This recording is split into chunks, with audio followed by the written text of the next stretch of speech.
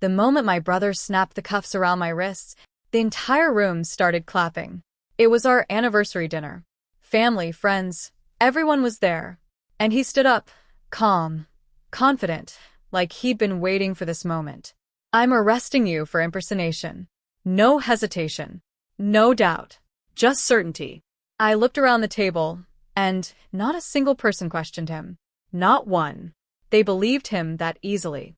But what none of them understood, what he didn't understand, was that he had just made the worst mistake of his life. Because I wasn't impersonating anyone. And the second he locked those cuffs, he crossed a line he couldn't undo. The anniversary dinner was supposed to be simple. Just family. A small restaurant we'd been going to for years. Same corner table, same quiet lighting, same routine that made everything feel predictable, comfortable. My parents were already there when I arrived, along with my brother. He was sitting at the head of the table, laughing, telling some story about work. Everyone was listening. Of course they were. They always did. My brother had built a reputation for himself. Law enforcement. Disciplined. Respected. The kind of person people trusted without asking questions. My parents talked about him like he was untouchable, like everything he did automatically made him right. "You know how serious his job is," my mom would say. "He deals with real criminals." Then there was me. I kept things vague whenever they asked about my work. It was easier that way. Fewer questions. Fewer assumptions. But in this family, silence didn't make you mysterious. It made you suspicious. "So, what are you doing these days?" my dad asked, not even looking up from the menu. "Working," I said. My brother smirked slightly. "Still keeping it classified?" A few quiet laughs around the table. I smiled back, but didn't answer. Because the truth wasn't something I could explain here. And even if I did, they wouldn't believe me anyway. I could feel it then, something shifting. The way my brother kept watching me. Not casually. Carefully. Like he wasn't just listening anymore. Like he was waiting. It happened right after the main course arrived. 1 second, it was just another dinner. Glasses clinking. My mom talking about anniversaries and how lucky we all were. The next, everything stopped. My brother stood up. Not casually. Not like he was going to make a toast. Deliberately. The kind of movement that pulls attention without asking for it. "I need everyone to listen for a second," he said. The room quieted almost instantly. I didn't move. Didn't react. I just watched him. He reached into his jacket slowly and pulled something out. Metal. Handcuffs. A few people laughed at first, thinking it was some kind of joke. It wasn't. "I'm arresting you," he said, looking directly at me, "for impersonation." The laughter died immediately. Silence filled the room. "What?" my mom whispered. My brother didn't take his eyes off me. "You've been presenting yourself as something you're not," he continued. "Using credentials you don't have. That's a crime." I could feel every pair of eyes shift toward me. Confused at first. Then uncertain. Then convinced. Because he sounded sure. And in this family, certainty was enough. "Are you serious?" my dad asked, already standing. "I wouldn't say it if I wasn't," my brother replied. He stepped closer to me. Close enough that I could see it now. This wasn't impulsive. He had planned this. "I'm giving you one chance," he said quietly. "Tell them the truth." I held his gaze. Didn't say a word. And that was all he needed.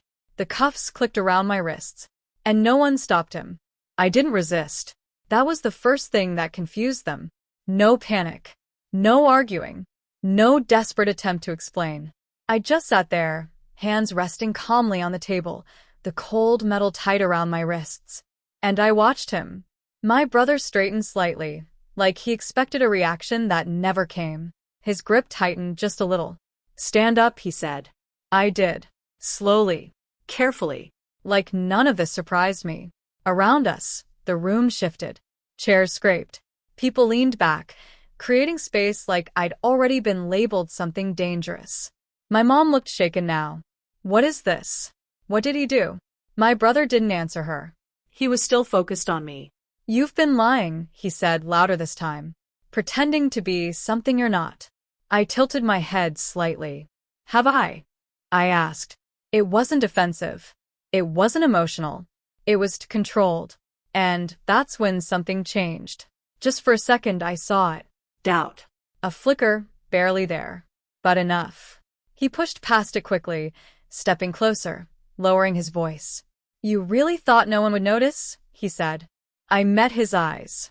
I thought, I said evenly, you'd at least verify before making a move like this. He frowned. Verify what? I held his gaze a moment longer, then said quietly, you should have checked jurisdiction first. The words landed heavier than they sounded, because suddenly, this didn't feel like an arrest anymore.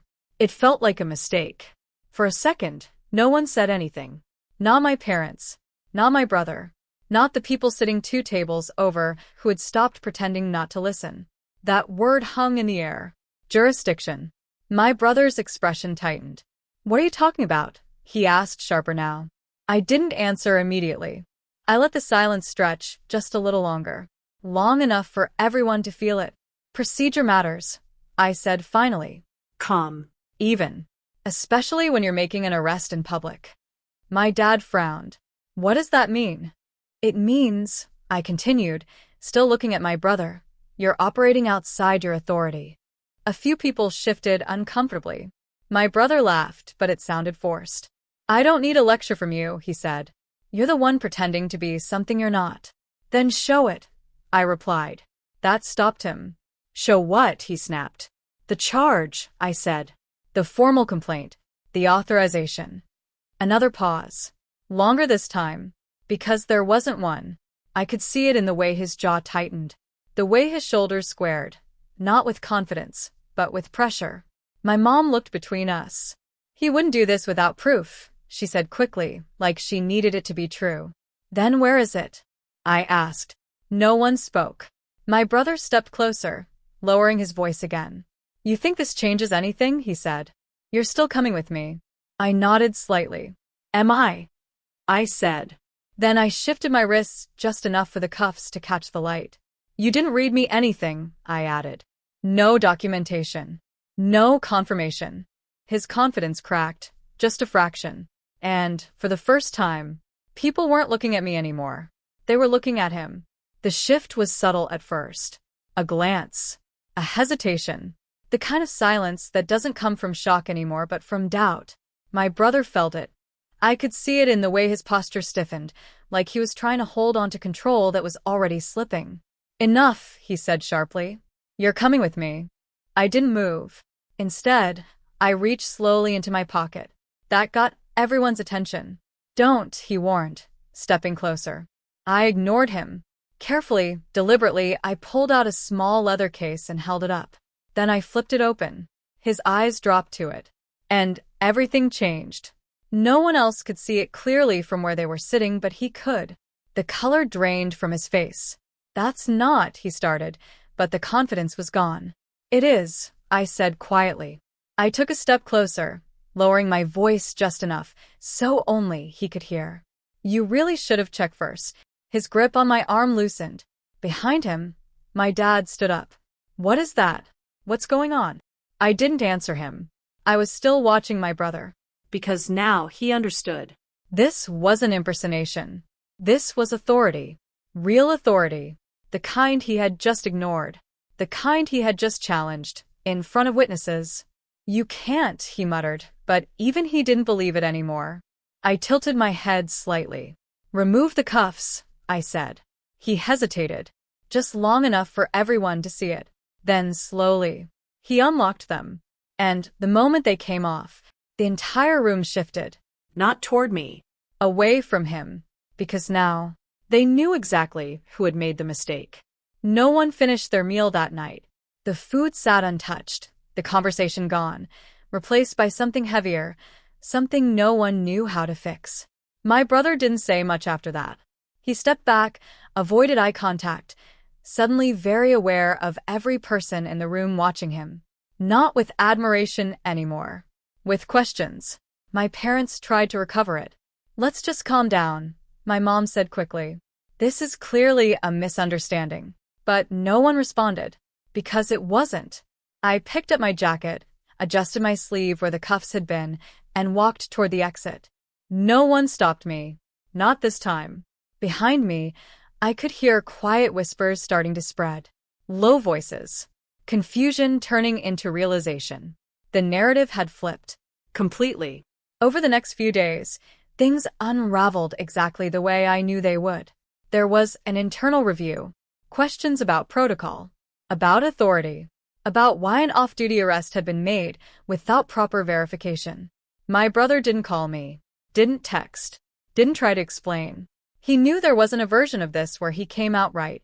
My parents reached out instead. Long messages, careful wording, talking about family, about how things got out of hand. I read them. I didn't answer, because the problem wasn't the arrest. It was how easy it had been, how quickly they believed him, how no one, not one person, thought to question it. That part doesn't get fixed with apologies. A week later, I heard he'd been placed on administrative leave pending further review. Temporary, but not harmless. Reputations don't recover cleanly from moments like that, especially not public ones. I didn't celebrate. There was no satisfaction in it. Just clarity. The kind that settles in quietly when everything finally makes sense. I went back to my life. Simple. Controlled. Mine. And every now and then I think about that moment. The sound of the cuffs locking. The certainty in his voice. The way everyone believed him, without hesitation. And how fast it all collapsed. Because in the end, He didn't expose me. he exposed exactly how far he was willing to go to be right. And that was something no badge could protect him from.